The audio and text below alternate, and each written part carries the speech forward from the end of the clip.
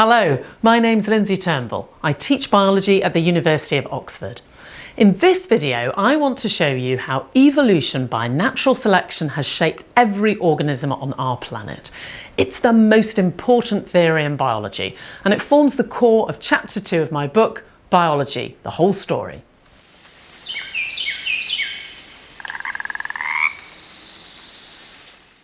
In 1819, an unusual moth emerged from its cocoon in a woodland somewhere in northern England. It belonged to a species called the peppered moth, but it didn't look quite like all the other peppered moths that were emerging around it. Normal peppered moths have speckled pale wings, but this moth didn't have wings like that. Instead, it had beautiful sooty black ones. The moth was in fact a mutant. There had been a change to some of the letters in its genome, so its cells were producing more black pigment than normal. Now, we've already seen that most mutations are harmful, so we might prophesy doom for this new arrival. But instead, naturalists would watch in awe as this moth and its descendants became wildly successful. How? During the 19th century in northern England, the Industrial Revolution was well underway. Victorian engineers had worked out how to burn coal, to heat water, to produce steam, to drive newly invented machines so they could produce things cheaper and faster than ever before. But coal is a dirty fuel. Burning coal produces clouds of black soot, and these settle out onto houses, schools, lungs, and even trees. Worse, coal contains impurities like sulphur. So when you burn coal, you also burn sulphur. And that produces sulphur dioxide, which is an acid gas. And that's very toxic to the crusty grey-green lichens that normally plaster trees. So all this soot and this sulphur dioxide transformed the tree trunks of northern England, where they'd formerly been speckled grey-green. They were now columns of purest black.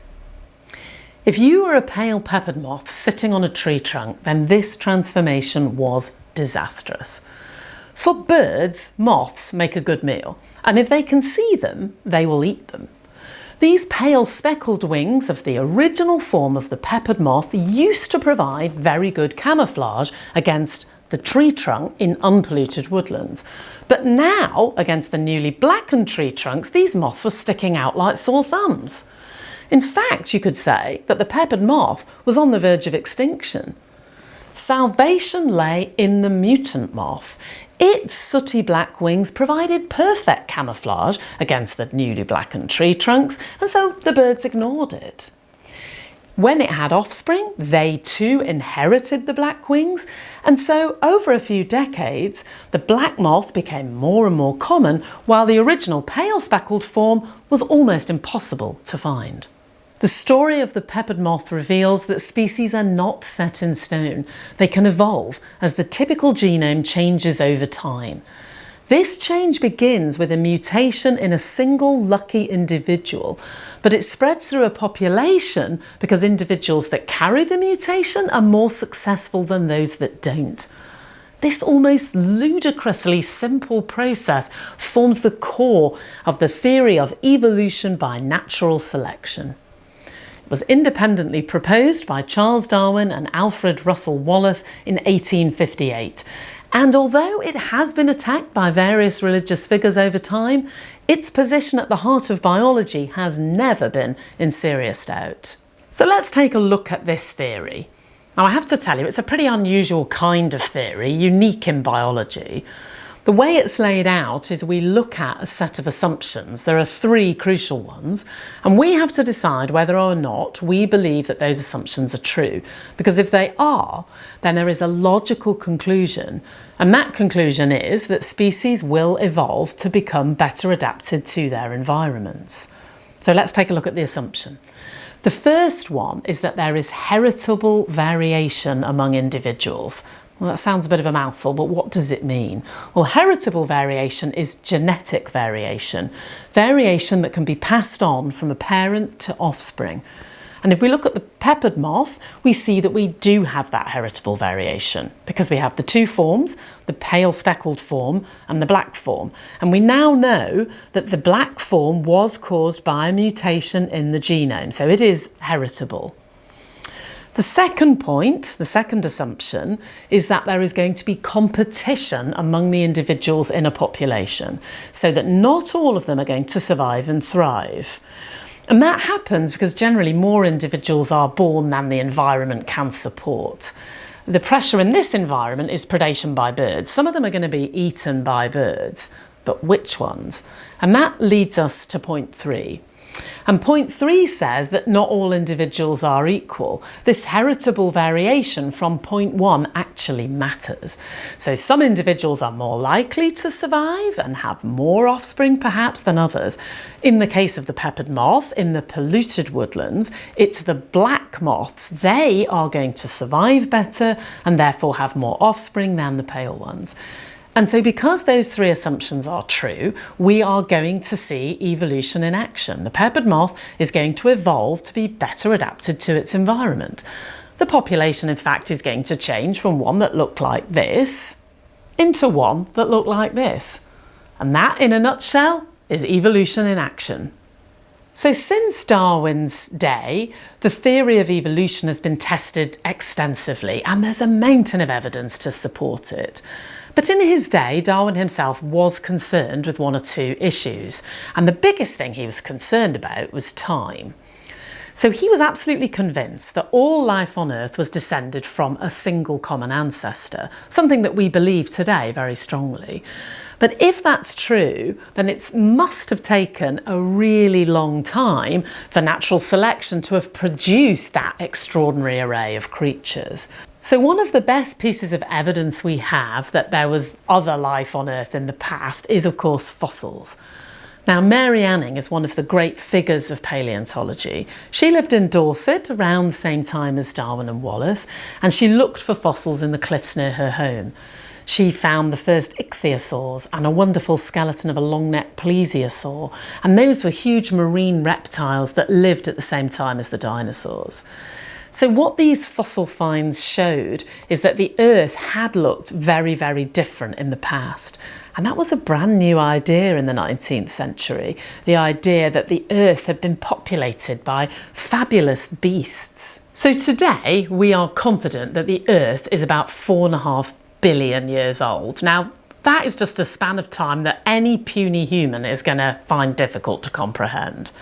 And of course, we appear very, very late in that time. So there's various comparisons that are made. If we just squeeze the history of life into a single day, then we're going to appear on the last stroke of midnight. If we give it a year, then we're going to appear at 11:35 p.m. on the last day. But any way you look at it, humans are not a major part of the history of life. Now, amazingly, we actually think that life itself evolved pretty quickly. The early Earth was molten, but by about 4 billion years ago, we think the first cells were getting up and running. But then, until about 500 million years ago, all life on Earth was single-celled. So 500 million years is about 540 million years ago, the first animals appear. And the good news about them is they have hard parts. So some of them have shells and some of them have bones and some of them have teeth. And then we start to get a much better fossil record. So that period from 540 million years ago to the present day is known as the Eon of Visible Life. Now that eon can be split into 3 great eras. There is the Palaeozoic, which means ancient life, the Mesozoic, which is middle life, and the Cenozoic, which is recent life. And those eras are kind of dominated by different creatures. So the Palaeozoic is the longest era, and that oversaw, therefore, the biggest changes to the planet. For example, it was during the Palaeozoic that the plants colonised the land, and the continents became green, and then some animals followed them. The Mesozoic was dominated by dinosaurs on land, but also the ichthyosaurs and plesiosaurs in the ocean, and winged pterosaurs in the skies. The Cenozoic, the recent era, has been dominated by animals and birds. So that's the one that we're most familiar with. Now, the Great Eras are punctuated by two mass extinction events. The first one, that lies between the Paleozoic and the Mesozoic, is often called the Great Dying, and that's just to emphasise how bad it was. It was caused by massive sustained volcanic eruptions that pumped out carbon dioxide and hiked up global temperatures very rapidly. And that led to the loss of about 90% of species on Earth, which is a pretty catastrophic event.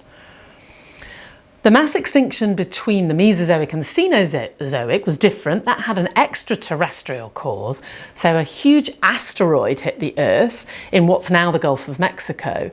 And that caused wildfires to spread around the globe and would have looked, I don't know, almost like Armageddon. So that gives you the span of time and the major time points. And of course, what you can see is that the diversity of life on Earth has really fluctuated, building up and then crashing back down again during a mass extinction. But what's interesting is today there are probably more species on our planet than at any time in the past. Well, I do hope you enjoyed that episode, and if you did, then please do share it with friends and colleagues. If you'd like to have your own copy of the book, then there is a link below. There's a lot more in Chapter 3 about evolution. In particular, there's a lot of stuff about how multicellular beings evolved. That's actually quite a puzzle for evolutionary biologists. Otherwise, don't forget to join us next time for Episode 3, which is all about sexual reproduction.